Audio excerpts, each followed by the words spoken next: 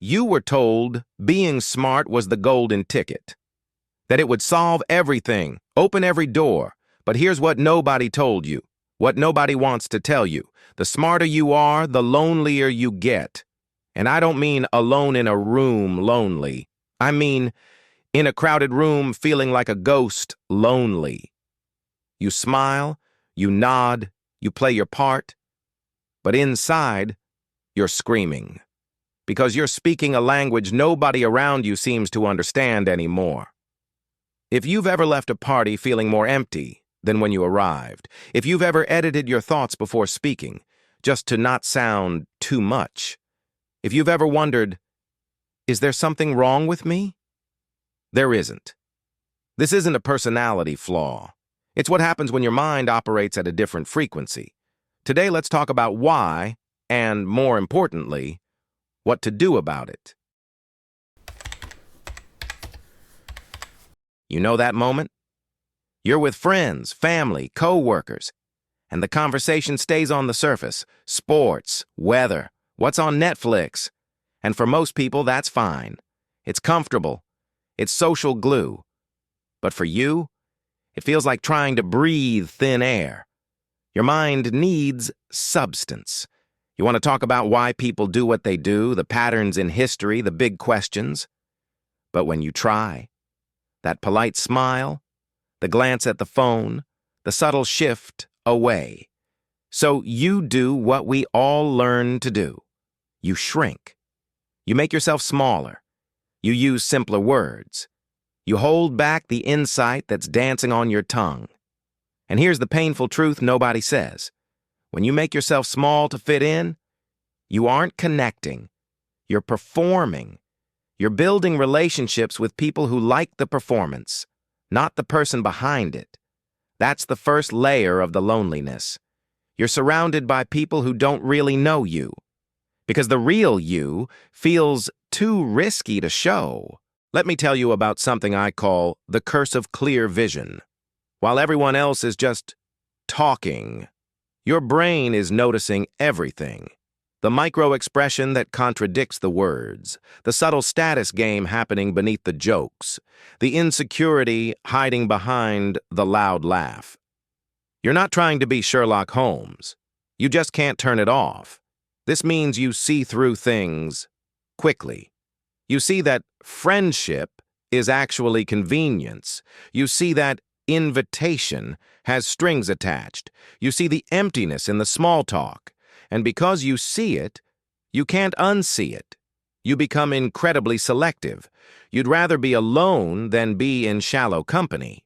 But here's what's important to understand. This isn't being judgmental. It's not that other people are bad. It's that your mind needs resonance, like two tuning forks vibrating at the same frequency. Without it, every social interaction drains you instead of filling you up. So you pull back. You stay home. You choose books over parties, and people think you're antisocial, when really, you're just protecting your energy. Here's another layer that hurts. People come to you for advice, for solutions, for the clear thinking they can't find in their own heads. You become the therapist friend, the wise one, the problem solver, and you're good at it. You see the patterns they miss. You connect the dots. But who do you go to? When you're struggling? When you need someone who can meet you at your depth? When you're tired of explaining the basics just to share what's really bothering you? Often, there's no one. When you're struggling? When you need someone who can meet you at your depth? When you're tired of explaining the basics just to share what's really bothering you? Often, there's no one. This creates what I call the strength trap. The stronger you seem, the less people think you need support. The more you give, the less anyone thinks to give back. It's lonely at the top of the mountain not because the view is bad, but because very few people have the strength to climb up there with you. So what now? Are intelligent people just doomed to be lonely? No. But we need to reframe what's happening. This isn't brokenness. This is discernment.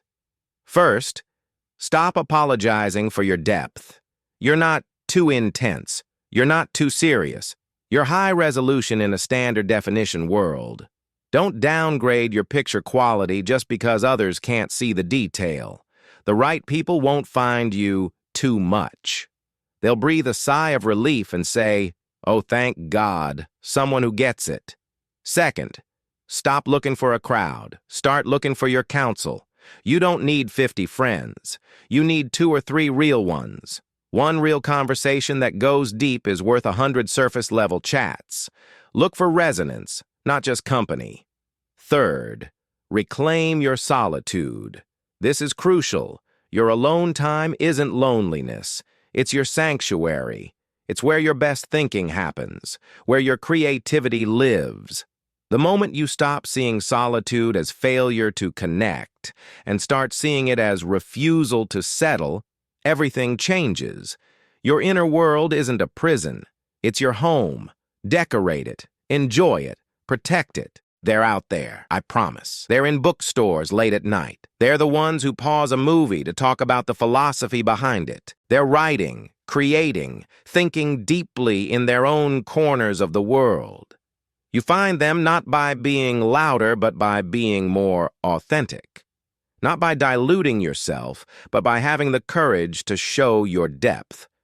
When you stop hiding your intelligence, you become a beacon, a signal saying, "Deep thinker here, safe to approach."